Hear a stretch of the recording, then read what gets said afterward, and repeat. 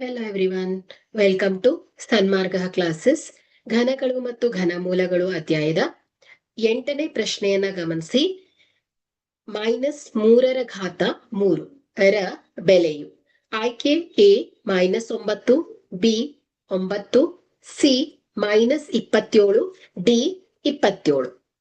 So ಇಲ್ಲಿ ಒಂದು ಸಂಖ್ಯೆಯ ಘನವನ್ನ ಕಂಡುಹಿಡಿಯಲು ನಾವು ಆ ಸಂಖ್ಯೆಯನ್ನ ಅದೇ ಸಂಖ್ಯೆಯಿಂದ 3 ಬಾರಿ ಗುಣಿಸ್ಬೇಕಾಗತ್ತೆ. ಸೊ ಇಲ್ಲಿ -3 ಸೊ -3 ಗುಣಿಸು -3 ಗುಣಿಸು -3. ಸೊ ಮೊದಲನೇದಾಗಿ ನೀವು 2 ಸಂಖ್ಯೆಗಳನ್ನ ಗುಣಿಸಿ 3 3 9.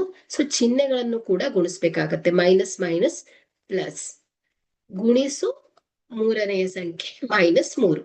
ಸೊ ಈಗ ಮತ್ತೆ 9 3 27. ಸೊ ಪ್ಲಸ್ ಮೈನಸ್ ಮೈನಸ್ ಆಗತ್ತೆ.